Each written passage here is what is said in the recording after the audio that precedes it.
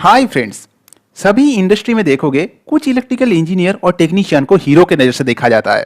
Electrical system में कुछ भी गड़बड़ी हो बस उन्हीं को बुलाया जाता है और वो एक्सपर्ट इंजीनियर आया और दो तीन जगह पे जस्ट वोल्टेज देखा और मिनटों में पता लगा लिया बीमारी क्या है और कहाँ है।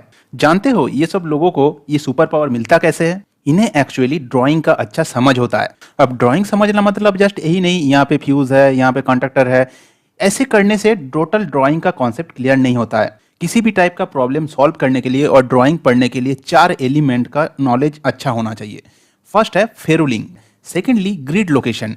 इस ड्राइंग में ग्रिड लोकेशन होता है, इसका अंडरस्टैंडिंग प्रॉपर नहीं होगा तो ड्राइंग पढ़ना उतना आसान नहीं होगा। जो यहाँ पे देखो 1D लिखा हुआ है ना, इसका एक मीनिंग है। नेक्स्ट बहुत ही इंपॉर्टेंट कॉन्सेप्ट है एनओएनसी कॉन्सेप्ट। ये इंपॉर्टेंट कॉन्सेप्ट अगर दिमाग में सही बैठ गया ना तो ड्राइंग पढ़ना तुम्हारा बाएं हाथ का खेल हो जाएगा। नेक्स्ट है ड्रॉ आउट मैकेनिज्म। बस ये चार चीज को अच्छे से समझ लो तो ड्राइंग पढ़ना तुमको भी आ जाएगा। भी एमसीसी पैनल कैसे काम करता है ये पूरा स्टोरी एक ड्राइंग बता देता है।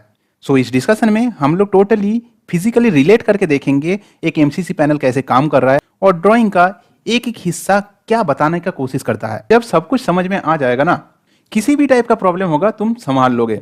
इस वीडियो के एंड में हम लोग दो प्रॉब्लम कंसीडर करेंगे। फर्स्ट प्रॉब्लम में देखेंगे मोटर ट्रिप कर गया लेकिन ओवरलोड नहीं आया।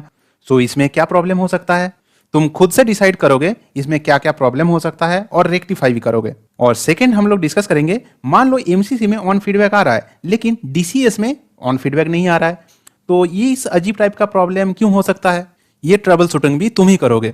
तो चलो कहानी शुरू किया जाए। सब ड्राइंग का तीन मेन पार्ट है, एक है पावर सर्किट, दूसरा कंट्रोल सर्किट। अब कंट्रोल सर्किट में दो हिस्से में तुम इस चीज कंट्रोल सर्किट को डिवाइड कर सकते हो, एक साइड में इंडिकेशन सर्किट और एक साइड में ऑन ऑफ सर्किट। और एकदम राइट साइड में देखो ये है टीवी डिटेल्स, ये बहुत ही इंपॉर्टेंट है। इस टीवी में ही वोल्टेज मेजर करके कोई भी प्रॉब्लम को तुम सॉल्व कर सकते हो। चलो वन बाय वन समझते हैं। पहले देखते हैं पावर सर्किट कैसे काम करता है। ये सर्किट एक्चुअली दिखाता है मोटर तक पावर कैसे पहुंच रहा है। यहाँ पे RYB ये है मेन बस, इस मॉड्यूल के साथ भी देख लो, इसके अंदर तीन बस होता है RYB, और यहीं से एक ड्रॉ आउट मैकेनिज्म के थ्रू ये आ गया यहाँ पे, मतलब ये तीनों जो तार है यहाँ तक पावर आ गया। ये ड्रॉ आउट मैकेनिज्म को थोड़ी देर बाद समझाता हूँ।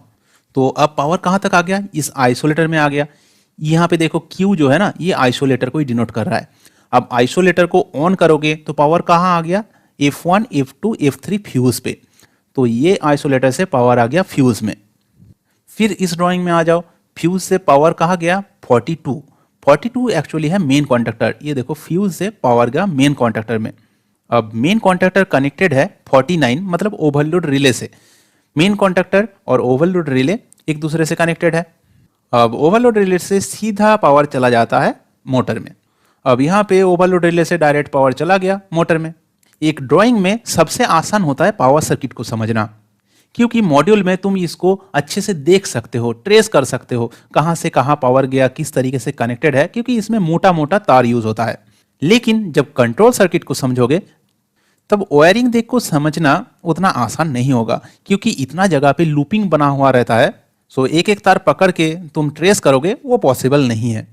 इसलिए हम लोग कंट्रोल सर्किट डिस्कस करने से पहले ये चार मैकेनिज्म को अच्छे से समझ लेंगे। यहाँ पे देखो ये जो ड्रॉ आउट वाला सिस्टम मैं बोला था वो क्या है और किस लिए है, ये सब डिस्कस पहले कर लेंगे। इसके बाद यहाँ पे देखो कुछ स्विच है, कुछ एनो है, मतलब नॉर्मली ओपन है, कुछ नॉर्मली क्लोज्ड है। तो ये एक्चुअली प्रॉपर कॉन्सेप्ट तुमको क्लियर होना चाहिए कंट्रोल सर्किट समझने से पहले। उसके बाद यहाँ पे कुछ कुछ नंबर है 11 12 13 14 15 16, ये सब एक्चुअली क्या डिनोट करता है, ये सब फेरुलिंग को डिनोट करता है। ये सब सुन के डरने का कुछ नहीं है, फेरुलिंग तुम खुद से करोगे। इस वीडियो के थ्रू ही तुमको ही पूछूंगा इसमें क्या फेरुल होना चाहिए, तुम बताओगे उसमें कौन सा फेरुल लगेगा। सो फेरुलिंग का कॉन्सेप्ट क्लियर हो जाएगा। अब यहाँ पे 1D 2D 1D ये सब एक्चुअली क्या डिनोट करता है, ये ड्राइंग पढ़ने में सबसे ज़्यादा मददकारी एक एलिमेंट है। ड्राइंग समझने से पहले ये सब कॉन्सेप्ट एक्चुअली क्लियर होना चाहिए, तब तुम चुटकी में जस्ट ड्राइंग देखोगे और समझ में आ जाएगा ये ड्राइंग क्या बोलना चाह रहा है। चलो ये सब कॉन्सेप्ट क्विकली समझ के हम लोग कंट्रोल सर्किट समझेंगे। कोई भी एमसीसी पैनल के अंदर देखोगे इतना सारा एलिमेंट होता है। तुम में से जो लोग इंडस्ट्री में काम करते हो उनको तो पता ही होगा, जो पावर कंट्रोल सेंटर या इलेक्ट्रिकल बोर्ड्स होता है, बोर्ड्स में एक खोखला पोर्शन रहता है जिसके अंदर ये मॉड्यूल डाला हुआ रहता है। अब ये बाहर वाला मॉड्यूल को ना हम लोग अंदर बाहर कर सकते हैं। मान लो इस मॉड्यूल के अंदर कहीं पे कुछ प्रॉब्लम हो गया है, तो हमको काम करना है, इसके अंदर अगर डाला हुआ रहे तो काम करना थोड़ा मुश्किल होता है। तो इस मॉड्यूल को हम लोग आराम से निकाल सकते हैं, काम करके वापस इसके अंदर डाल देंगे। सभी मॉड्यूल के नीचे एक रैक इन रैक आउट रॉड रहता है, जिसके थ्रू हम लोग मॉड्यूल को अंदर बाहर कर सकते हैं। मॉड्यूल को निकालने से पावर सर्किट का इतना एलिमेंट टोटली अलग हो गया, और अंदर डालोगे तो ये सर्किट कंप्लीट होता है। बस यही है ड्रॉ आउट मैकेनिज्म। समझ गए? चलो आगे बढ़ा जाए। नेक्स्ट है हम लोग का एनओएनसी कॉन्सेप्ट। एक पुश बटन के मदद से हम लोग समझेंगे एनओएनसी कॉन्सेप्ट कैसे काम करता है। अब एनओएनसी का मतलब क्या है? Normally open normally close. ये नॉर्मली टर्म का एक्चुअली मतलब क्या है समझते हो? देखो, इसके लिए एक एग्जांपल लेंगे। हम लोग देखोगे दुनिया में दो टाइप का लोगों को मिलते हैं। एक नॉर्मली बहुत ही बिंदास टाइप के लोग, हमेशा खुशमिजाज दिखते हैं, और कुछ लोग ऐसा मुंह बना के चलते हैं जैसे उनका नानी मर गया हो, हमेशा दुखी रहेगा। तो हम लोग बोल सकते हैं ये नॉर्मली खुश दिखते हैं, ये नॉर्मली दुखी दिखते हैं। लेकिन ऐसा भी नहीं, इसको तुम कुछ भी गाली दो उसमें भी खुश रहेगा, उल्टा गाली पड़ जाएगा तुमको भी। और ये भाई साहब भी कभी कभी मुस्कुराते हैं, चुटकुला सुनाओ तो हंस देते हैं। लेकिन इनका नॉर्मल स्टेट है हंसी खुशी रहना, इनका नॉर्मल स्टेट है दुखी रहना। इसको अगर तुम गुस्सा नहीं दिला रहे हो तो ये गुस्सा नहीं होगा, और इसको तुम अगर नहीं हंसा रहे हो तो ये नहीं हंसेगा। सिमिलर लॉजिक है नॉर्मली ओपन और नॉर्मली क्लोज स्विच में। अगर तुम बाहर से कुछ कर नहीं रहे हो, बाहर से तुम फोर्स नहीं कर रहे हो उस स्विच का स्टेट को चेंज होने के लिए, तब तक एक एनो स्विच ओपन ही रहेगा और एक normally close switch NC switch close ही रहेगा। इस कॉन्सेप्ट को और थोड़ा अच्छे से समझते हैं। देखो, ये एक पुश बटन है, इस पुश बटन के अंदर एक स्प्रिंग है जो इस पुश बटन को बाहर की तरफ पुश कर रहा है। तो अब देखो, ये जो 1 और 2 नंबर कॉन्टैक्ट है, इसमें देखो ये रॉड अंदर से कनेक्टेड है, तो ये हो गया क्लोज पोजीशन। और यहाँ पे देखो 3 और 4 नंबर के बीच में जो डंडा है ग्रीन कलर का, वो ओपन है। सो अभी ये पुश बटन में हम लोग बाहर से कुछ नहीं कर रहे, ये पुश बटन का नॉर्मल स्टेट है। तो अब बताओ 1 और 2 ये किस टाइप का स्विच है? ये है एनसी, और 3 और 4 एनो। अब जब तक तुम यहाँ पे आके प्रेशर नहीं दोगे, ये कॉन्टैक्ट नीचे की तरफ नहीं जाएगा, क्योंकि स्प्रिंग तो इसको बाहर की तरफ धकेल ही रहा है। लेकिन अब तुम इसको प्रेस करो। अब प्रेस करने से क्या हुआ देखो, जो एनो स्विच था मेरा वो क्लोज हो गया, और जो एनसी स्विच था वो यहाँ पे ब्रेक हो गया, मतलब ओपन हो गया। कॉन्सेप्ट लगाओ इस ड्राइंग में। देखो 95 और 96 किस टाइप का स्विच है? NC switch. 97 98 ये है एनो।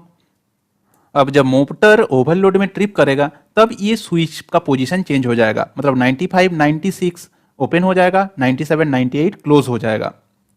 लेकिन जब तक ओवरलोड ना आए इसका स्टेटस क्लोज रहेगा और इसका ओपन। समझ गए? चलो आगे बढ़ते हैं। एमसीसी मॉड्यूल में फॉल्ट ढूंढने के लिए सबसे ज्यादा काम आता है फेरुल। अब ये फेरुल है क्या? मॉड्यूल में देखोगे ऐसा ऐसा येलो कलर का कुछ कुछ नंबर लिखा हुआ रहता है। फेरुल एक्चुअली पीवीसी ट्यूब से बना हुआ रहता है, और उस ट्यूब में 1 2 3 ऐसे नंबर्स लिखा हुआ रहता है। उसको हम लोग अपने जरूरत के हिसाब से केबल में डाल लेते हैं। ये सब डालने के पीछे रीजन क्या है? इसके डालने के पीछे रीजन है कोई भी तार को आइडेंटिफाई करना। सो तार का पहचान करने के लिए दोनों एंड पे हम लोग फेरुल लगाते हैं। अब तुमको लग सकता है ये फेरुल लगाने का क्या मतलब, ये सब लगा के मेरा क्या फायदा? चलो फायदा समझाता हूं। मान लो ये है 3 तार जिसका नाम 1 2 3 में दिया हूं। तो अब बताओ कौन सा तार कहां पे जाके उठा है? इस बीच वाले जोन पे तो हमको पता ही नहीं चल रहा है कौन सा तार कैसे गया हुआ है। अभी के लिए मान लेते हैं इसका भी नोमेनक्लेचर सेम ही है, ये 1 2 3। एक्चुअली क्या होता है ना, जब सर्किट का कंट्रोल वायरिंग किया जाता है, तार ऐसे इधर उधर घुमा के लिया जाता है, तुमको पता ही नहीं चलेगा एक तार का दूसरा एंड जाके कहाँ पे उठा है। यहाँ पे हम लोग जस्ट 3 वायर का एग्जाम्पल लिए थे, उसी में हम लोग धोखा खा गए। 50-60 ठो तार जब एक साथ इधर उधर लूपिंग होके जाएगा तब उसका पता करना और मुश्किल हो जाएगा। ये सब कंफ्यूजन दूर करने के लिए छोटा छोटा ट्यूब डाल दो, उसमें नाम लिखा रहेगा, और उस नंबर से हम लोग पहचान लेंगे कौन सा तार कहाँ पे जाके उठा है। अब इसके अंदर हम लोग को दिखे ना दिखे, हम लोग को पता चल जाएगा ये जो 2 नंबर फेरुल यहाँ पे है, ये तार यहाँ पे आके उठा है। अब तुमको एक टास्क दिया गया, इस सर्किट में तुमको फेरुलिंग करना है। सो तुमको ये सब फेरुल्स दे दिए। फेरुलिंग करते समय सीक्वेंस मेंटेन करने का थोड़ा ट्राई करना, मतलब 1 यूज करोगे उसके बाद 2 यूज करना, 3 यूज करना, ऐसे सीक्वेंस मेंटेन करने का ट्राई करना। तो बिगिनिंग में यहाँ पे क्या डालेंगे? 1, तो यहाँ पे भी 1 आ गया क्योंकि ये तो सेम तार है। अब स्विच के बाद ये नंबर चेंज होगा। उसके पहले न्यूट्रल वाला फेरोल डाल लेते हैं। यहाँ पे 2 हो गया, ये तो सेम तार ही जा रहा है तो 2 हो गया, ये भी 2 हो गया। अब देखो ये स्विच के बाद यहाँ पे क्या डालेंगे, 2 तो यूज हो गया था तो 3 डालेंगे। यहाँ से लेके यहाँ तक सेम तार ही आ रहा है तो ये 3 हो गया। लेकिन यहाँ पे एक इंपॉर्टेंट कॉन्सेप्ट है, ये तो 3 यूज हो चुका था। अब यहाँ पे कौन सा फेरोल नंबर तुम यूज करोगे? देखो इसके बीच में ना कोई स्विच है ना कोई एलिमेंट है, तो ये सेम तार कोई लूप किया है दोनों जगह पे, तो दोनों जगह पे सेम ही फेरोल यूज होगा। अगर इसके बीच में कुछ स्विच आ जाता तो ये सेम फेरोल नहीं होता। जैसे इस पोर्शन में तुमको देखने को मिलेगा, यहाँ तक 3 आया था, अब एक स्विच आया तो सर्किट ब्रेक हो गया। ब्रेक होने के बाद यहाँ पे फेरोल होगा 4। देखिए फेरोलिंग कितना आसान है। अब लास्ट पोर्शन बचा हुआ है, उसके बाद हम लोग कंट्रोल सर्किट समझेंगे और देखो कि कंट्रोल सर्किट समझना एकदम आसान है। अब चलो समझा जाए ग्रिड लोकेशन। ड्राइंग समझने के लिए देखो यहाँ पे जो 1D लिखा हुआ है, ये एनो कॉन्टैक्ट कहाँ पे यूज किया है उसका पता बता रहा है। ड्राइंग में ये सब एड्रेस डिसाइड होता है ग्रिड लोकेशन के ऊपर। यहाँ पे देखो 1 2 3 4 5 6 और इधर ABCD ऐसे लिखा हुआ है ना। टोटल ड्राइंग को ऐसे ग्रिड में डिवाइड किया गया है। सो इस ग्रिड का एड्रेस क्या होगा 1 एंड यहाँ पे है A, तो इसका हो गया 1A। सिमिलरली यहाँ पे देखो ये 6 हो गया, ये D हो गया, ये हो गया 6D। अब तुम बताओ ये जो ग्रिड का लोकेशन है इसका लोकेशन क्या होगा? इधर हो गया 5 एंड इधर B, सो ये हो गया 5B। सो इस तरीके से ड्राइंग डिजाइनर ट्राई करता है हम लोगों को हेल्प करने का, लेकिन हम लोग तो है ही बुड़बक। ये सब देख के लगता है भाई क्या कॉम्प्लिकेटेड ड्राइंग बनाया है। तो यहाँ पे जो एनो स्विच है, एनो कॉन्टैक्ट है, उसके नीचे क्या लिखा हुआ है 1D। 1D कहाँ पे है? ये 1 हो गया, ये D हो गया। ये देखो Q का 1 और 2 नंबर कॉन्टैक्ट यहाँ पे यूज किया हुआ है। और एक एग्जाम्पल ले लो, यहाँ पे देखो ये जो एनो कॉन्टैक्ट है इसके नीचे क्या लिखा हुआ है 42 3A। 3A लोकेशन कहाँ हो गया? ये 3 इधर A, तो ये हो गया 3A। देखो 42 का कितना नंबर कॉन्टैक्ट? 3 और 4। 42 का 3 और 4 ये कहाँ पे है? 3A में। वही चीज़ यहाँ पे लिखा हुआ है और इस स्विच के बगल में भी इसका एड्रेस लिख देगा।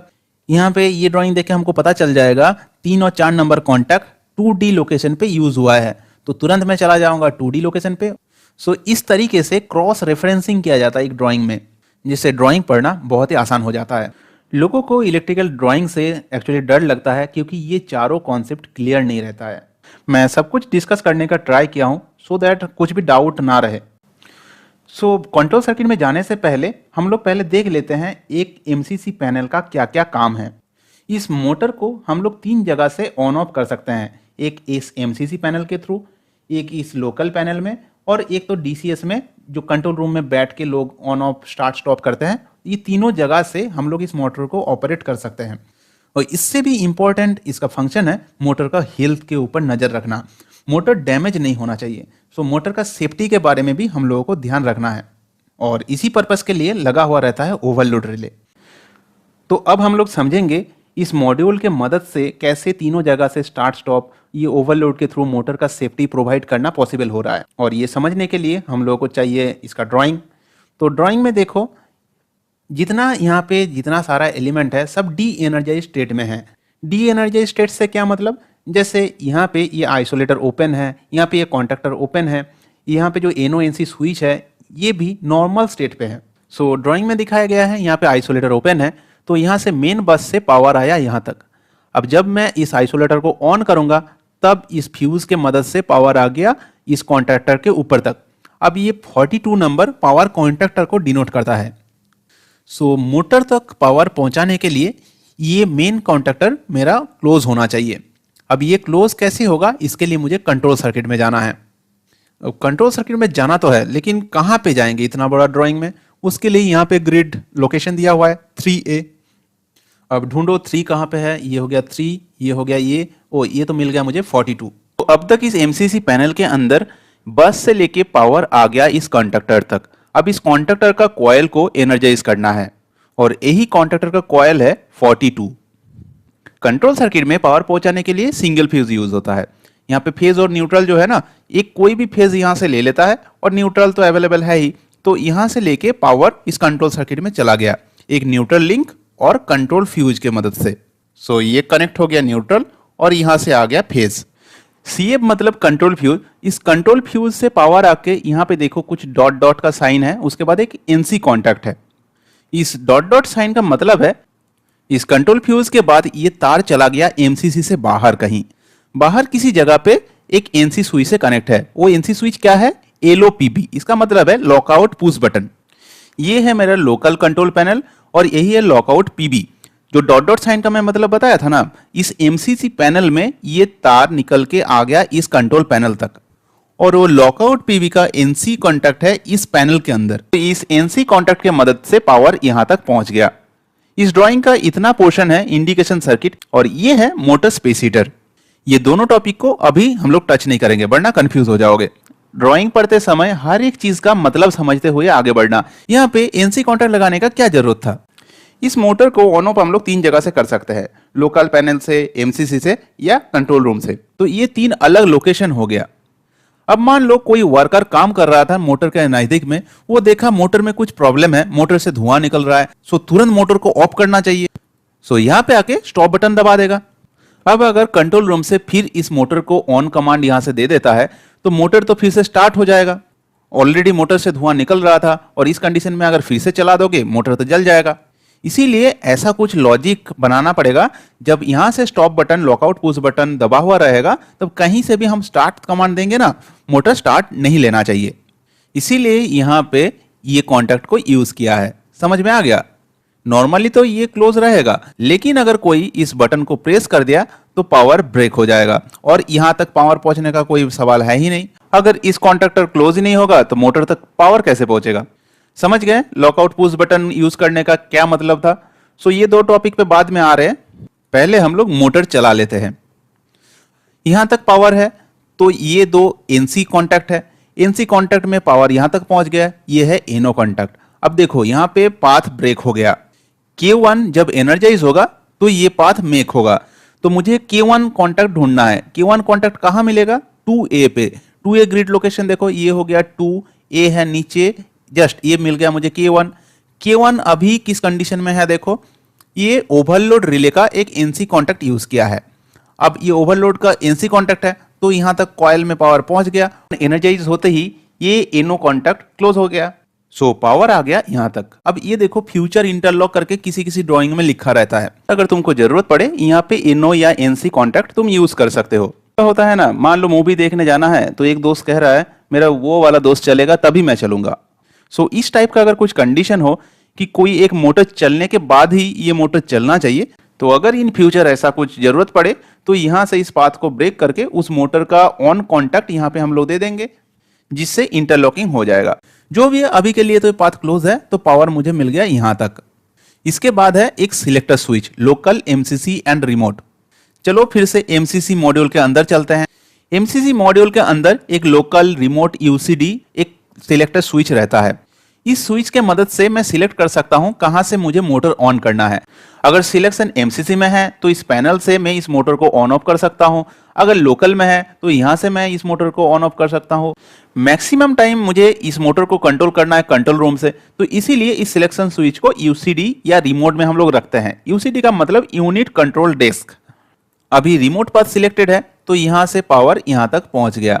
अब यहां पे क्या है, एक NO कॉन्टैक्ट है और ये कॉन्टैक्ट है किस चीज का? Remote start. जब कंट्रोल रूम से यहां पे स्टार्ट कमांड दोगे, स्टार्ट बटन दबाओगे तो ये NO कॉन्टैक्ट क्लोज हो जाएगा, तो पावर यहां से आके 42 का कॉइल तक पहुंच गया। यहां पे एक समस्या है, एक NO कॉन्टैक्ट को दबाने से ये पाथ क्लोज तो हुआ था, लेकिन जैसे ही तुम छोड़ोगे वो वापस NO बन जाएगा, मतलब ओपन हो जाएगा। ओपन होने से यहाँ पे पाथ ब्रेक हो गया, सो 42 का कॉइल फिर से डी एनर्जाइज हो गया। अब क्या किया जाए, इसीलिए डिजाइनर क्या करता है, एक होल्डिंग पाथ का कॉन्सेप्ट लाया। रिमोट स्टार्ट दबा के तुम जब छोड़ दोगे तो ये पाथ तो ब्रेक हो जाएगा, लेकिन इसका पैरेलल में देखो और एक पाथ है जो इस पाथ को होल्ड करके रखेगा। देखो एक्चुअली क्या हो रहा है, जैसे ही तुम रिमोट स्टार्ट दबाए पावर यहां तक पहुंचा, के साथ साथ ये वाला कॉइल भी तो एनर्जाइज हो रहा है क्योंकि एक दूसरे के साथ पैरेलल में कनेक्ट है। सो अब 42x का कॉइल एनर्जाइज होने से ये वाला NO कॉन्टैक्ट भी क्लोज हो गया। अब रिमोट स्टार्ट दबाना बंद करने के बाद भी इस पाथ से ये कॉइल एनर्जाइज ही रहेगा। तो 42 का कॉइल एनर्जाइज होते ही क्या होगा, यहाँ पे जो कॉन्टैक्टर था ये वाला, ये तो ऑन हो गया और सीधा पावर चला गया ओवरलोड रिले के थ्रू मोटर में। सो इस तरीके से रिमोट स्टार्ट दबाने से मोटर ऑन होता है। सो रिमोट से ऑपरेशन तो समझ में आ गया। अब लोकल और एमसीसी से कैसे इस मोटर को हम लोग कंट्रोल कर सकते हैं देखते हैं।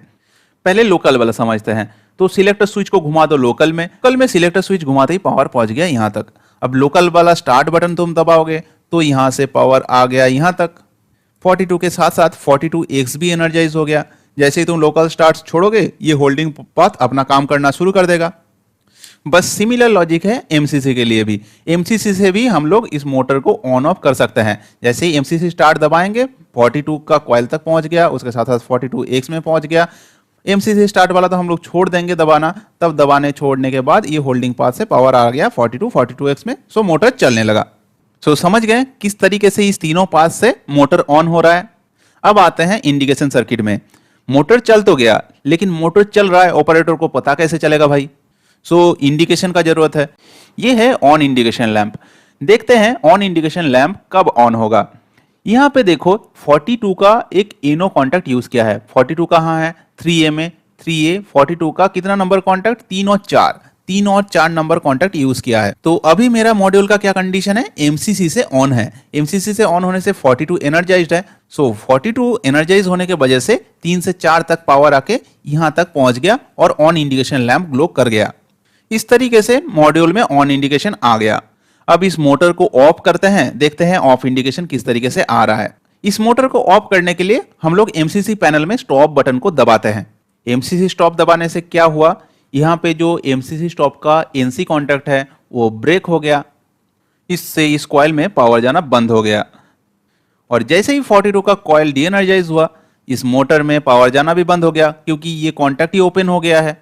अब इसके साथ साथ ऑन इंडिकेशन बंद होके ऑफ इंडिकेशन आने लगा। ऐसा क्यों हुआ? इसका रीजन है 42 जैसे ही डी एनर्जाइज हुआ ये तो ब्रेक कर गया पाथ, एनो कॉन्टैक्ट है। और यहां पे देखो 42x का एक एनसी कॉन्टैक्ट यूज किया है और एमसीसी स्टॉप दबाने से 42x दोनों में पावर जाना बंद हो गया है। ये भी डी एनर्जाइज्ड है, तो यहां से पावर आके सीधा चलाया ऑफ में, जिससे ऑफ इंडिकेशन आ गया।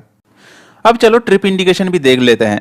मान लो मोटर अच्छा खासा चल रहा था, चलते चलते मोटर में जैमिंग हो गया और मोटर ओवरलोड रिले एक्ट कर गया। मोटर ओवरलोड रिले को पता चल गया मोटर में जैमिंग हुआ है, मोटर को प्रोटेक्ट करना है, तो इसीलिए मोटर ओवरलोड रिले इस पावर कॉन्ट्रैक्टर को ऑफ कर दिया। अब इस ड्राइंग की मदद से समझो ये मोटर ऑफ कैसे हुआ। ये है मेरा ओवरलोड रिले। ओवरलोड रिले का ये दो कॉन्टैक्ट है। इस कॉन्टैक्ट को कहां यूज किया है? 2D है यहां पे।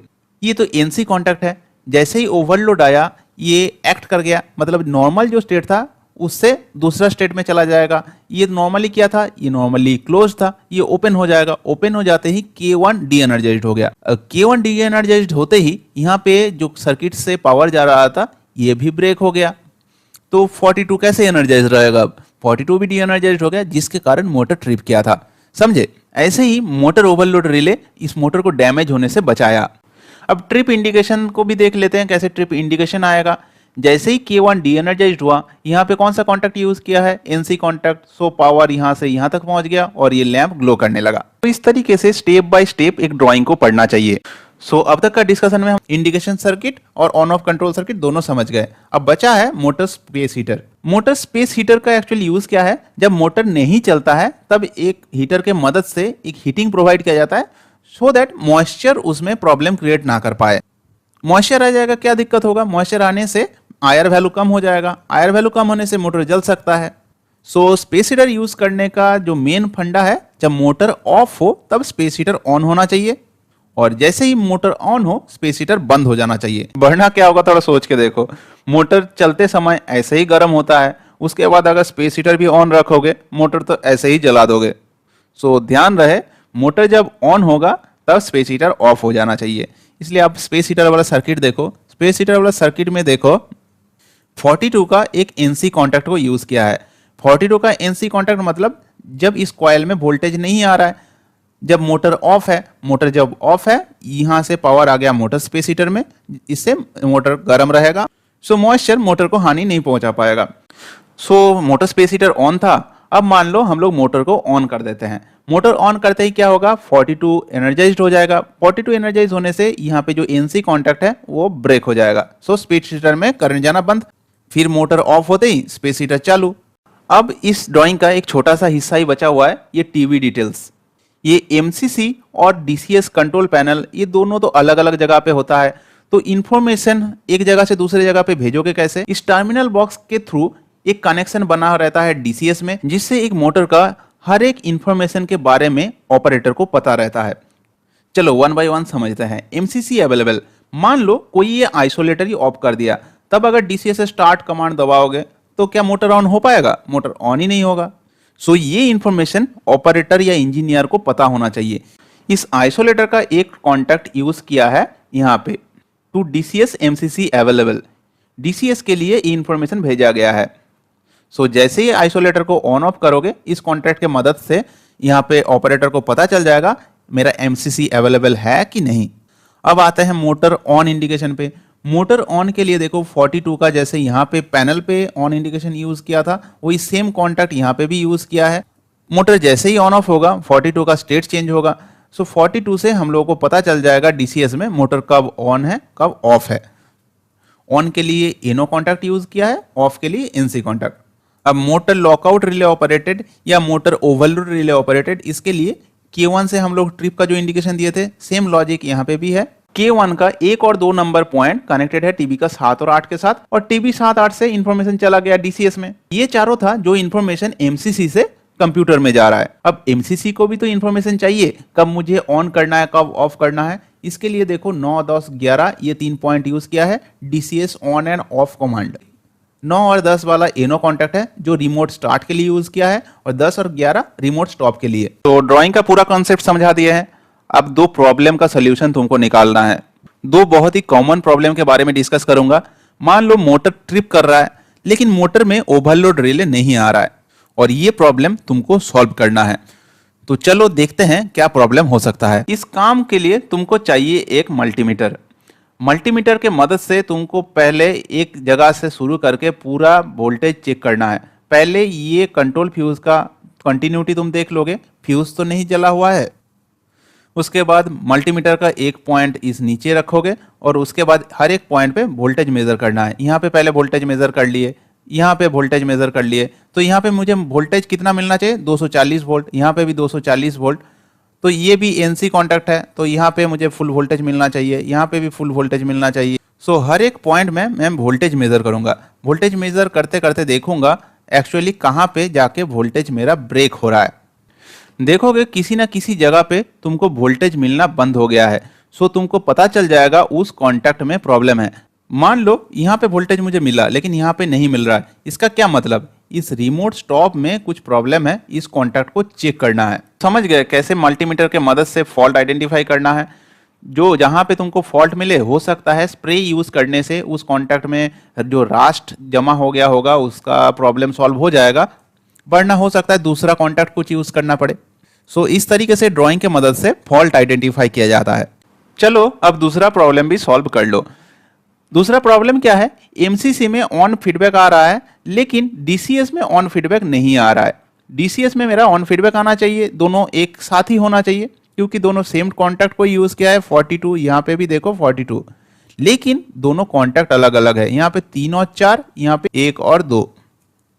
एमसीसी वाला कॉन्टैक्ट तो ठीक है, क्योंकि एमसीसी में मेरा फीडबैक आ रहा है। प्रॉब्लम हो रहा है डीसीएस वाला कॉन्टैक्ट में। सो 1 और 2 जो कॉन्टैक्ट है उसको मुझे चेक करना है, वरना मुझे कोई स्पेयर कॉन्टैक्ट यूज करना पड़ेगा उसके जगह पे। आई होप ये वीडियो देखने के बाद ड्राइंग पढ़ने में तुमको आसानी होगा, और ये ड्राइंग जितना ज्यादा पढ़ोगे, जितना ज्यादा प्रॉब्लम सॉल्व करोगे, अंडरस्टैंडिंग और बढ़ेगा। तो चलो मिलते हैं अगले वीडियो में। That's all for now.